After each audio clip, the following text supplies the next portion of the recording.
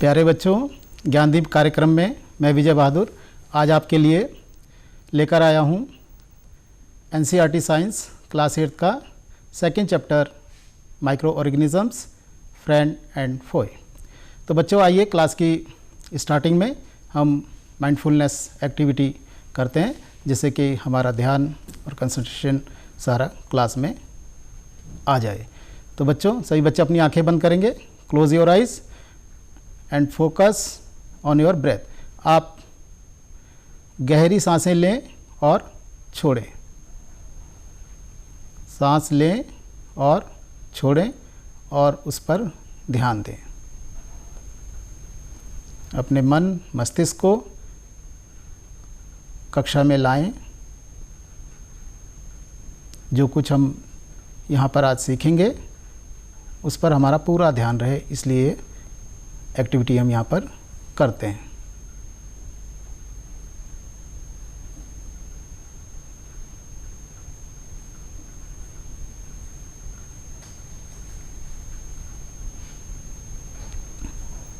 सभी बच्चे धीरे धीरे अपनी आंखें खोलेंगे।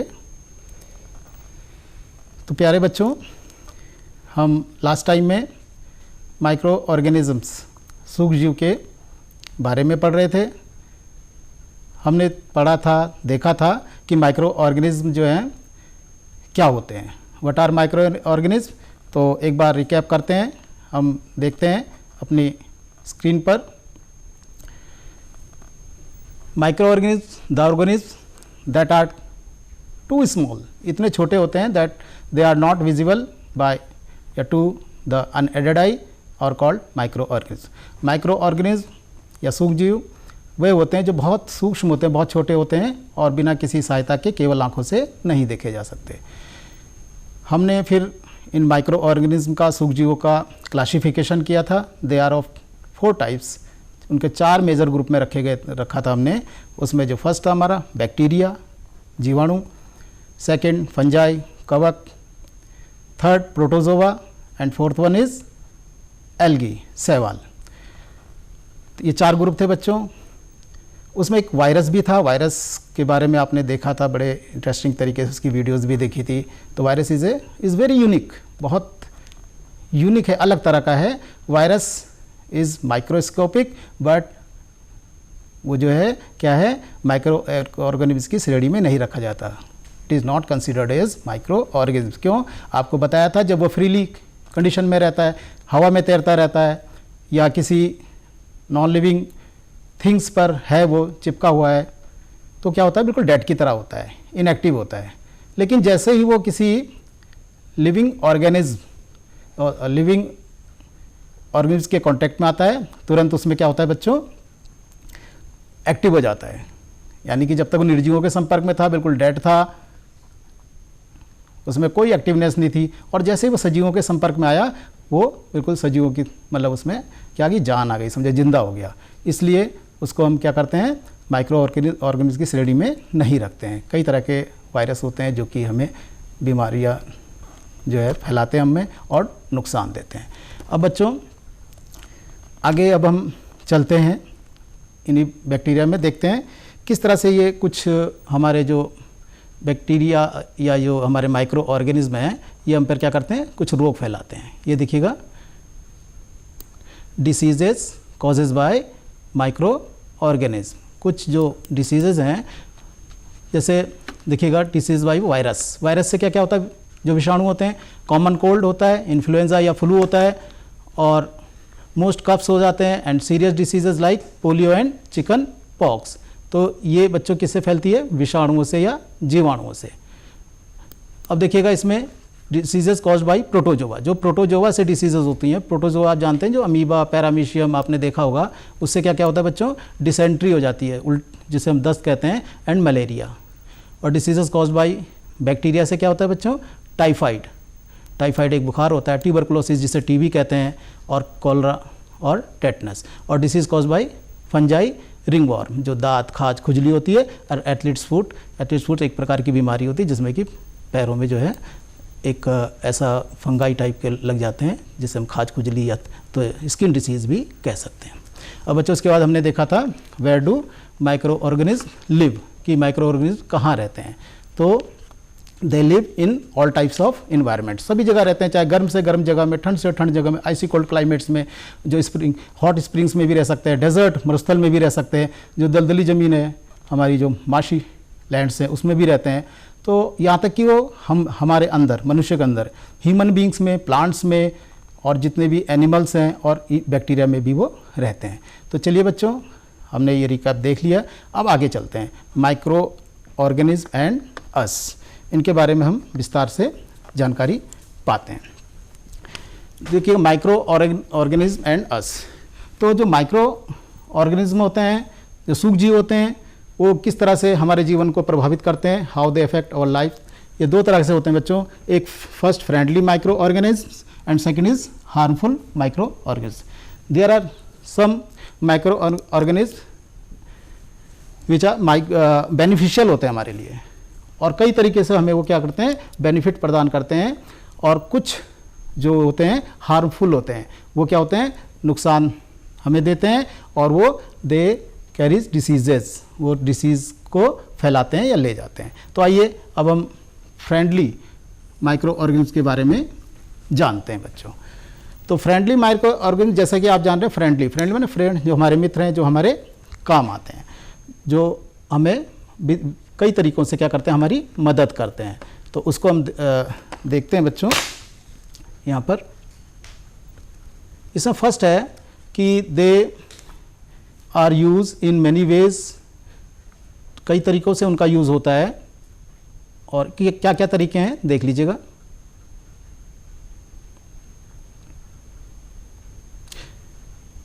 माइक्रो ऑर्गेनिज्म जो है वो कई तरीके से यूज होते हैं, उनका वेरियस पर्पजेज हैं। First is preparation of curd, bread, cake, pickles, यानी कि तैयार करना क्या, दही, ब्रेड, केक, अचार और इसी तरह के अन्य खाद्य वस्तुएं।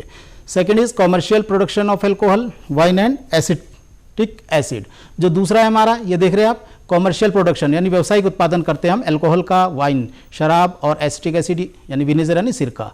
और उसके बाद है मेडिसिनल यूज़ है इसका, मेडिसिनल यूज़ यानी दवाई के तौर पे इसका यूज़ होता है। माइक्रोऑर्गेनिज्म का दवाइयाँ बनाई जाती हैं, जैसे हम एंटीबायोटिक और वैक्सीन्स। और फिर है इंक्रीजिंग सोइल फर्टिलिटी, मिट्टी की उर्वरता को बढ़ाते हैं। और last one is cleaning the environment, और ये पर्यावरण को भी क्या करते हैं, स्वच्छ रखते हैं। तो बच्चों आइए हम फर्स्ट जो हमारा है preparation of curd, bread, cake and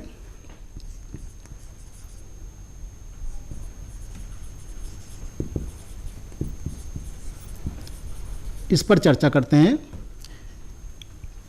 curd, bread and और जो भी चीज़ें बनती है इसमें, है ना, केक बनता है, पिकल्स एटसेट्रा। आइए इस पर हम थोड़ी चर्चा कर लेते हैं।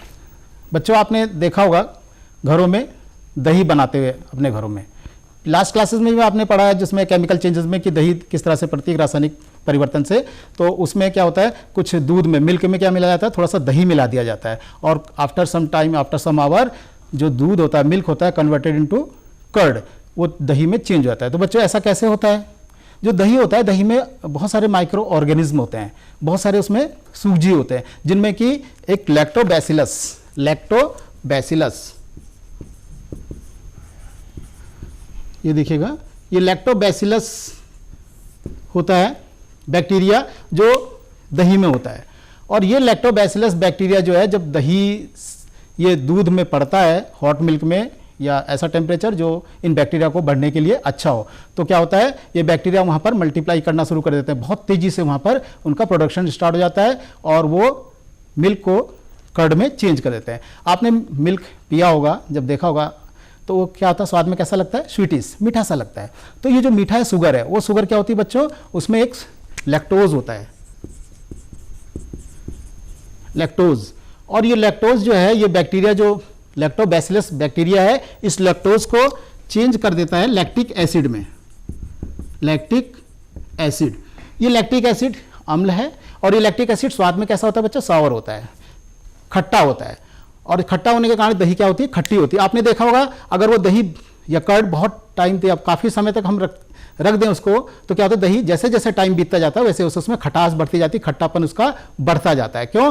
क्योंकि जो ये लैक्टोज लैक्टिक एसिड में चेंज हुआ है, ये क्या होता है जितने बैक्टीरिया और ज़्यादा उसमें पनपते रहते हैं, और ये जो लैक्टोबैसिलस बैक्टीरिया ज़्यादा पनपेंगे, लैक्टिक एसिड ज़्यादा बनेगा, दही ज़्यादा खट्टा हो जाएगा। इसलिए दही के खट्टेपन को बचाने के लिए हम क्या करते हैं, उसे फ्रीज में रखते हैं। फ्रीज में रखने में एक फ़ायदा है बच्चों, क्या फ़ायदा होता है, वहाँ पर टेम्परेचर कम हो जाता है, 10 डिग्री सेल्सियस या 5 या 0 डिग्री सेल्सियस, जिससे कि पानी हमारा जो है क्या होता है फ्रीज हो जाता है, या उससे भी नीचे टेम्परेचर आ जाता है। तो कम टेम्परेचर में बैक्टीरिया क्या होते हैं, उनका रिप्रोडक्शन रेट कम होता जाता है, बहुत ज़्यादा टेम्परेचर होगा तो रिप्रोडक्शन रेट उनका बिल्कुल खत्म हो जाता है, जितने थे उतने ही रहते हैं। इसी तरह से अगर ज़्यादा गर्म कर देंगे तब भी उनका रिप्रोडक्शन जो बैक्टीरिया का है वो क्या हो जाएगा बच्चों, बहुत कम हो जाएगा।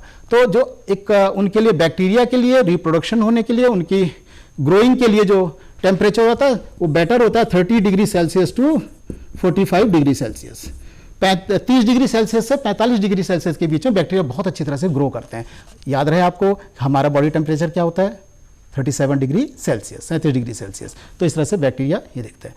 तो बच्चों हमने देखा कि दूध से दही कैसे बनती है। इसी प्रकार से क्या होता है, चीज़ पनीर भी बनाए जाते हैं, पिकल्स अचार बनते हैं जिनमें माइक्रो ऑर्गेनिज्म का यूज़ होता है। और आपने अपनी बुक में देखना, वहाँ पर लिखा हुआ रवा, सूजी, इडली और ये जो होते हैं भटूरे, तो ये किस तरह से बनाए जाते हैं। इनमें जो मेन इंग्रेडिएंट होता है, जो इनका मेन संगठक होता है, जो कौन होता है, वो कर्ड, दही होता है। तो जो आटा या मैदा होता है उसमें दही मिलाकर उसको क्या कहते हैं, नीट कर लिया जाता है, गूंद लिया जाता है। तो जो डो मिलता है, यानी जो लोई मिलती है, उसमें क्या होती है, वो कुछ देर बाद फ्लफी एंड सॉफ्ट, फ्लफी यानी मुलायम, और क्या होती है, फूल जाती है, और इस तरह से हम उसमें अच्छी इडली या ये भटूरे बना सकते हैं। तो बच्चों आइए अब आगे चलते हैं हम इसमें दूसरे उसमें जो हमारा है इसका कॉमर्शियल प्रोडक्शन, प्रिपरेशन होता commercial production. Commercial production means जो बहुत बड़े पैमाने पे कोई चीज़ बनाई जाती है, फैक्ट्रीज में या कारखानों में कॉमर्शियल प्रोडक्शन होता है। उसे ये जानने से पहले कि कॉमर्शियल प्रोडक्शन में किस तरह से माइक्रो ऑर्गेनिज्म का यूज़ होता है, एक हमने प्रैक्टिकल किया है। इसे घर पे किया गया है बच्चों। यहाँ पर देखिएगा आप, यहाँ एक फ्लूर लिया, आटा लिया और उसको नीट किया, गूंदा, और ये क्या बन गया, डो बन गया। ठीक है, अब और ये भी देखिएगा गूंदा हुआ आटा है। इसमें क्या किया था बच्चों, दोनों ये जो डो है, ये जो लोई है, दोनों बिल्कुल सेम साइज की थी। जितना इसमें था गूंदा हुआ आटा उतना ही इसमें था, लेकिन ये बढ़ गया। ये आप देख रहे, कुछ मेरा 3 घंटा पहले अभी ये किया है। बढ़ा कैसे था, जब मैंने इसमें आटा लिया तो उसमें थोड़ा सा शुगर और थोड़ा सा ये ईस्ट देखिएगा, ये क्या होता है, ईस्ट एक तरह का क्या है, ये फंगाई है, कवक है, फंजाई। तो ईस्ट एक पाउडर टाइप का होता है। ये देखिएगा, आपको ये दिखाई देगा, ये देखिएगा इस टाइप से, ये ईस्ट एक पाउडर टाइप का है, जिसको हम क्या कहते हैं, ये खमीर उठाने के काम आता है, या मार्केट में भी अवेलेबल मिल जाता है। तो इस ईस्ट को इसमें मैदे या आटे में मिलाया और इसमें थोड़ी शुगर मिला दी और इसको गूंद लिया, नीट कर दिया और दोनों को रख दिया। कुछ टाइम 2 घंटे या 3 घंटे बाद आप इसकी पोजीशन देख रहे हैं, ऐसा क्यों हुआ बच्चों। जो ईस्ट होता है वो क्या करता है, इसमें श्वसन करता है, सांस लेता है, और जब रेस्पिरेशन के दौरान क्या निकालता है बच्चों, कार्बन डाइऑक्साइड गैस। अब कार्बन डाइऑक्साइड निकलेगी तो कहाँ, इसमें दिखेगा, इसी में फंस जाएगी, ट्रैप हो जाएगी, उसके क्या बन जाएंगे, बबल। ये बबल के फॉर्म में यहाँ पर स्टोर हो जाती है, और बबल के फॉर्म होगी, जब बबल होगी, you know the air occupies place, हवा जगह घेरती है। अब इसे जगह चाहिए रहने के लिए, तो क्या करेगा, प्रेशर डालेगा इस पर, जो गुदी हुई लोई है या आटा है, प्रेशर डालेगा, यानी कि जगह चाहिए, और जगह चाहने के लिए प्रेशर डालेगा और इसका वॉल्यूम क्या कर देगा, बढ़ा देगा। इसीलिए आपने देखा ये इसका वॉल्यूम बढ़ गया। This is the basis of in the bakery industry. जो बेकरी इंडस्ट्री है, जिसमें कि हम क्या बनता है, ब्रेड बनाए जाते हैं, केक बनाए जाते हैं, पेस्ट्री बनती है एंड अदर आइटम्स, उसका बेस यही है कि वहाँ पर जो है ईस्ट को इनमें फ्लोर मैदे में डाला जाता है और उसको क्या कहता है, फ्लफी एंड सॉफ्ट बनाया जाता है। इसको देखो बच्चों, अगर मैं करूँ, ये देखिएगा, इसको देखिएगा, ध्यान से देखिएगा, ये देखिए कितना फ्लफी, कितना ज़्यादा फ्लफी दिखाई दे रहा है आपको। ये सब कार्बन डाइऑक्साइड गैस के जो बबल्स है इसके अंदर फंसे हुए थे, ऐसे दिख रहा है। और मैं इसको अगर निकालूँ तो ये देखिएगा आप, सेम चीज़ है, लेकिन इसमें आपको ये छोटे छोटे जो होल्स उसमें दिखाई दे रहे थे, नहीं दिखाई दे रहे। तो इस तरह से आपने समझ लिया कि जितनी भी बेकिंग इंडस्ट्री है उसमें क्या किया जाता है, east is the main gradient. उस जो होता है जिससे कि ब्रेड और ये सब आइटम्स बनाए जाते हैं। तो बच्चों आइए अब हम देखते हैं इनका कॉमर्शियल प्रोडक्शन कैसे होता है।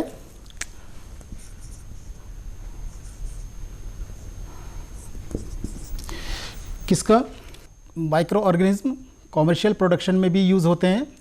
वो जो माइक्रो ऑर्गेनिज्म है बड़े पैमाने पर जब अल्कोहल, वाइन और एसिटिक एसिड यानी सिरका विनेगर बनाने का काम भी जो है ये हमारे माइक्रो ऑर्गेनिज्म ही करते हैं। ईस्ट जो होता है वो अल्कोहल, वाइन ये सब बनाने के का जो है प्रमुख हमारा माइक्रो ऑर्गेनिज्म है। ये कैसे होता है बच्चों, हम ये देख लेंगे। इसमें जो हमारे जो नेचुरल शुगर होती है जिन ग्रेन्स में, जैसे बार्ले है, जौ है, वीट है, गेहूँ, राइस और या फिर क्रस्ट जूस, जो फ्रूट जूस होते हैं उनमें क्या होती है, नेचुरल शुगर होती है, मीठे लगते हैं खाने में। तो उन नेचुरल शुगर पर जब ईस्ट को ग्रो किया जाता है, ईस्ट को हम ग्रो करते हैं, ईस्ट क्या है, एक फंजाई है, उस पर ग्रो करते हैं, तो वो जो है नेचुरल शुगर को कन्वर्ट कर देता है अल्कोहल में। यानी कि जो नेचुरल शुगर है, शुगर को जब इस पर क्या किया जाता है, ये हमारा ईस्ट को ग्रो किया जाता है इसमें, तो ये जो है ईस्ट इस शुगर को चेंज या कन्वर्ट कर देता है अल्कोहल में। इस तरह से ये जो प्रोसेस है इसको हम कहते हैं फर्मेंटेशन। तो हम फर्मेंटेशन की डेफिनेशन देख लेंगे। The process of conversion of sugar into alcohol is called as fermentation. Fermentation कहते हैं। और ये जो फर्मेंटेशन है बच्चों, इसमें ये इनका जो इसकी खोज की थी, जिसको हम किण्वन या किण्वनीकरण कहते हैं, इसकी खोज आप स्क्रीन पर देख लीजिएगा। लुइस पास्चर थे जिन्होंने सन 1857 में इसको खोजा था। आप ये स्क्रीन में सामने देख रहे हैं, लुई पास्चर ने इसको खोजा था। अब बच्चों बात आ गई किसकी, इसका हमने कॉमर्शियल यूज़ देख लिए, अल्कोहल बनाने में, वाइन बनाने में, और जो सिरका जिसे विनेगर कहते हैं, एसिटिक एसिड, उसको बनाने में ये सब यूज़ होते हैं। ठीक है बच्चों। अब next is medicinal use. Medicinal use, medicinal use का मतलब जो दवाइयाँ हैं, बहुत सी ऐसी दवाइयाँ हैं बच्चों जो माइक्रो ऑर्गेनिज्म से बनाई थी, सूक्ष्मजीवों से बनाई जाती है। जब कभी आप बीमार पड़े होंगे, डॉक्टर के पास गए होंगे, डॉक्टर ने आपको कुछ टैबलेट दी होंगी, कुछ इंजेक्शन दिए होंगे, या कुछ आपको कैप्सूल दिए होंगे जो हो सकता है कि एंटीबायोटिक रहे हों। तो और ये उन्हें एंटीबायोटिक क्या होते हैं, ये जो माइक्रो ऑर्गेनिज्म हैं जो कि बीमारी फैलाने वाले होते हैं, उनको क्या करते हैं, उनकी ग्रोथ कम कर देते हैं या उन्हें किल कर देते हैं, मार देते हैं। तो ये एंटीबायोटिक कहलाते हैं। ये एंटीबायोटिक आप जो आजकल जो मेन एंटीबायोटिक कुछ दवाइयाँ हैं, आप यहाँ पर उनको जो क्या देख सकते हैं, कौन कौन सी देख क्या, इसमें टेट्रासाइक्लिन जो मेन दवाई हमारी हो गई, ठीक है बच्चों, और उसमें स्ट्रेप्टोमाइसिन और एरिथ्रोमाइसिन, ये दवाइयाँ ऐसी हैं जो माइक्रो ऑर्गेनिज्म से बनाई जाती हैं, और जो हमारे ये डिसीज़ कैरियर माइक्रो ऑर्गेनिज्म हैं इनको मारने के काम आती है। एंटीबायोटिक का यूज़ उसमें भी करते हैं बच्चों, पशुओं के चारे में भी, और जो पोल्ट्री है जहाँ पर मुर्गियाँ पालते हैं उनको भी एंटीबायोटिक दी जाती है ताकि उनमें इन्फेक्शन ना हो। अब आपको ध्यान रखना चाहिए, एंटीबायोटिक जो है हमें किसी क्या है स्पेशलिस्ट डॉक्टर से ही लेनी चाहिए, क्योंकि एंटीबायोटिक क्या होता है, अगर हमारी बॉडी को ज़रूरत नहीं है, सपोज कि हमें सामान्य सर्दी जुकाम है, फ्लू है, सर्दी जुकाम फ्लू ये ऐसी चीज़ हैं जिन जो वायरस से होते हैं, वायरस में एंटीबायोटिक काम नहीं करते, और ये एंटीबायोटिक हमने ले ली, और उससे क्या होगा, उल्टे फ़ायदे होने के नुकसान होगा। ये एंटीबायोटिक क्या करेंगी, जब हमें वास्तव में ज़रूरी कभी फ्यूचर में एंटीबायोटिक की ही ज़रूरत होगी, तो एंटीबायोटिक क्या होंगे वहाँ पर उतना ज़्यादा इफेक्टिव नहीं होंगे। दूसरे क्या करते हैं, हमारे जो बेनिफिशियल बैक्टीरियाज़ हैं या माइक्रोऑर्गेनिज्म हैं उसको ये मार देते हैं। इसलिए डॉक्टर की सलाह के अनुसार ही हमेशा एंटीबायोटिक लें, और एंटीबायोटिक का एक कोर्स होता है, उस कोर्स को भी हम पूरा करें। तो बच्चों इस तरह से इसका मेडिसिनल यूज़ हो गया। अब इसमें एंटीबायोटिक की बात हुई। अब बच्चों चलते हैं हम वैक्सीन पे, देखते हैं वैक्सीन। वैक्सीन क्या है, वैक्सीन में आपने देखा होगा कुछ बीमारियां ऐसी होती हैं, जैसे आपने सुना होगा, आजकल एडवर्टाइज भी सुना होगा, 2 बूंद जिंदगी की, पल्स पोलियो अभियान चलता है, पल्स पोलियो प्रोग्राम। तो कुछ दवाइयाँ ऐसी होती हैं जिसमें वैक्सीन की ज़रूरत पड़ती है, एंटीबायोटिक जो है उसमें लाभकारी नहीं होते, उसमें बैक्टीरिया जो है केवल एंटीबायोटिक के लिए होते हैं। कुछ वायरस में एंटीबायोटिक जो है काम नहीं करती है, उसके लिए वैक्सीन बनानी पड़ती है। और वैक्सीन कैसे बनाई जाती है या कैसे काम करती है, आप इसको पहले एक उदाहरण से समझ लें।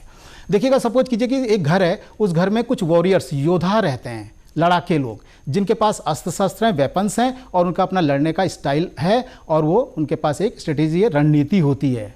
यानी कि उनके पास अस्त्र शस्त्र हैं, लड़ने का उनका अपना स्टाइल है और उनकी रणनीति, जो जितने वो घर में सबका सेम है, बिल्कुल एक तरीके से उनके पास तैयार है, एक तरह से रणनीति, एक तरह से वो लड़ाई करते हैं। अब उन 10 में से या जितने भी रहे हो वॉरियर्स, उनमें से एक वॉरियर हमारे पास आ गया लड़ने के लिए। खुशकिस्मती से क्या हुआ कि वो वॉरियर क्या था, वो योद्धा जो था बहुत कमज़ोर था। अब हमने क्या करा, वो हमसे लड़ने लग गया। अब वो है कमज़ोर, लेकिन हमसे ज़्यादा जो है दांव पेच लड़ने के, उसके वेपन्स उसके पास हैं, तो ज़्यादा जानता है। लेकिन क्या हुआ, वो कमज़ोर है, इसलिए हम अपनी ताकत से क्या करते हैं, उसके दांव पेचों को क्या करते हैं, उनके वेपन्स को पकड़ के छीन लेंगे, उसके दांव पेच को काट देंगे, असफल कर देंगे और उसको हम हरा देंगे अपनी ताकत से। लेकिन इसी बीच क्या होता है, जब हम उससे लड़ते रहते हैं तो हम उसके दांव पेच सारे सीख जाते हैं कि किस तरह से यह लड़ाई कर रहा, अब कौन कौन से दांव पेच इसने अपनाए, कौन कौन से इसके बाद वेपन्स थे, तो हमने क्या सारा सीख लिया, ठीक है, और उसे हमने हरा दिया। हरा इसलिए दिया कि बहुत कमज़ोर था। अब नेक्स्ट टाइम पे सपोज कीजिए कोई दूसरा उसी घर से वॉरियर आता है जो सेम उसी पैटर्न पे लड़ता है, तो हमें क्या है, हम पहले से क्या है सावधान हो जाते हैं, इसके पास ऐसे हथियार हो सकते हैं, इस टाइप से ये लड़ता है, इस टाइप से दांव पेच है, और उनको हम पहले सीख चुके हैं, इसलिए हम क्या करते हैं, उस वॉरियर को भी आसानी से हरा सकते हैं। उसके दांव पेच को मतलब उसके आधार पे जानते हुए हमने सब कुछ सीख रखा है पहले से, इसलिए हम उसको हरा सकते हैं। ठीक ऐसे ही वैक्सीनेशन में होता है बच्चों।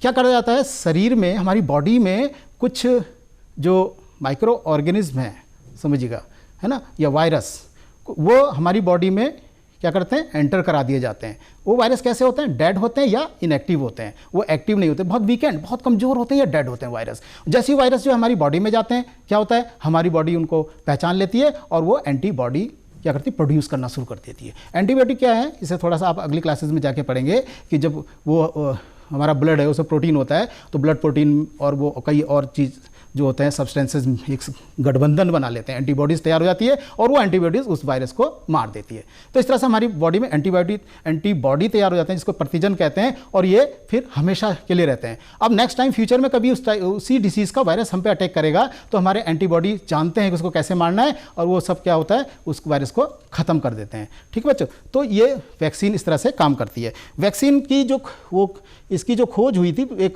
पेंसिलिन, आपने सुना होगा, पेंसिलियम आपको कल मैंने वो दिखाया था, एक जो हमारा एल्गी था, ये Alexander Fleming and penicillin. Alexander Fleming एक साइंटिस्ट थे, 1929 में was working on a culture of disease causing bacteria के कल्चर पर, संवर्धन पर, उसको बढ़ाने पे काम कर रहे थे। अचानक कई प्लेटों में रखे हुए थे बैक्टीरिया, और वो कैसे बढ़ते हैं, कैसे वो, और उनसे बीमारियों से कैसे रक्षा की जा सकती है, वो ये देखना चाह रहे थे। कई प्लेटों में बैक्टीरिया पनप रहे थे खूब।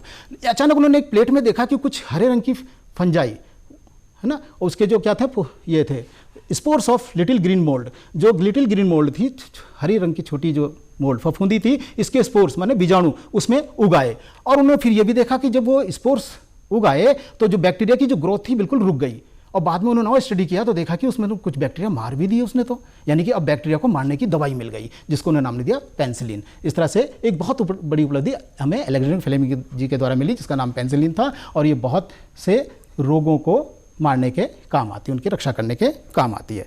ठीक है बच्चों, तो इस तरह से ये जो वैक्सीनेशन है बहुत ज़रूरी होता है। वैक्सीनेशन इसलिए ज़रूरी है, आपने देखा छोटे बच्चों से हम जन्म से लेकर कुछ सालों तक हमारा टीकाकरण किया जाता है। तो आप लोग क्या करना, अपने घर में या अपने जो इनसे वैक्सीनेशन प्रोग्राम से जुड़े होंगे उनसे पूछकर, और आप ये देखना कि किस किस एज में कौन कौन से डिसीज़ के हमें वैक्सीन या टीके दिए जाते हैं।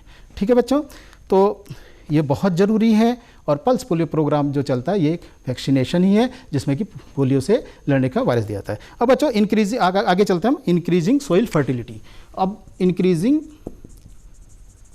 सोइल फर्टिलिटी यानी मिट्टी की फर्टिलिटी को बढ़ाना। तो बच्चों आप इसको पढ़ चुके हैं, किस तरह से राइजोबियम या अदर्स जो होते हैं वो किसकी एटमॉस्फेयर की नाइट्रोजन को फिक्सेशन करते हैं, फिक्सेशन करके सोइल में मिलाते हैं, और सोइल की इससे फर्टिलिटी बढ़ती है। इसको थोड़ा सा हम नाइट्रोजन साइकिल में और देखेंगे। और उसके बाद बच्चों हमारा क्लीनिंग एनवायरनमेंट को कैसे करते हैं, जो हमारे सब्जियों के छिलके या वेस्टेज हैं, किसके, प्लांट्स के, एनिमल्स के, ये जो वेस्टेज हैं, इसको क्या करते हैं, जब ये ज़मीन में होते हैं तो इनको जो बैक्टीरियाज होते हैं या माइक्रो ऑर्गेनिज्म होते हैं इनको डिकम्पोज कर देते हैं, सड़ा गला के मिट्टी में मिला देते हैं और इससे हमारा इन्वायरमेंट अच्छा रहता है क्लीन। आपने देखा होगा कहीं आप रास्ते से गुजर रहे हैं वहाँ पर आपको एक दुर्गंध सी बैड स्मेल आपको देखिए, हो सकता है कोई कैट जानवर एनिमल मरा हो वहाँ पर और वो सड़ रहा हो इसलिए उसकी स्मेल है। और उसके बाद हम कुछ दिनों बाद वहाँ देखेंगे तो आपको सोइल नज़र आएगी और इस तरह से क्या होगा, ये क्या होगा, ये वहाँ वो मिट्टी का ढेर बन जाएगा। तो ये बैक्टीरिया क्या करते हैं, डिके कर देते हैं किसको, wastage of animal and plants को, मरे हुए शरीरों को भी, और ये मिट्टी में मिल जाते हैं। इस तरीके से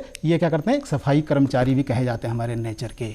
ठीक है, तो क्लीनिंग एनवायरनमेंट हो गया। तो बच्चों इस तरह से हमने देखा आज हमारे जो ये पूरा का पूरा इसके फ़ायदे हमने माइक्रोवेव्स के देखे कि हमारे इसके क्या फ़ायदे हैं। पहले हमने देखा कि मेकिंग ऑफ इसका बेकरी उद्योग जो होता है, बेकरी इंडस्ट्री में, ब्रेड में, केक में बनाने में होता है। दूसरा अल्कोहल, वाइन और इसमें स्टेन में, और इसका फिर और आगे देखा मेडिसिनल यूज़। और ये बच्चों कल के लिए, आज के लिए थोड़ा ये आपके लिए वो है बच्चों, ये देखिएगा, ये हमारा होमवर्क है। इस होमवर्क को आप देख लीजिएगा और इसे सब बच्चे अपने घर से करके लाएंगे। ये अभी आगे हम फिर देखेंगे इनको। इसमें इस होमवर्क में आप देखेंगे, ठीक है बच्चों। अब आप इसमें टीकाकरण में जितने भी ये टीके लगते हैं और जो जो एज होता है इसको आप पूछकर, ये आपके लिए प्रोजेक्ट वर्क हो गया और इसको आप लोग घर से करके लाएंगे। जिन बच्चों का ये कार्यक्रम देखने से रह गया हो या आप इसको दोबारा से रिपीट करके देखना चाहते हैं, रिवाइज करना चाहते हैं, तो आप इसको डीडी उत्तराखंड के यूट्यूब पर भी इसको देख सकते हैं। तब अब फिर मिलेंगे बच्चों, धन्यवाद।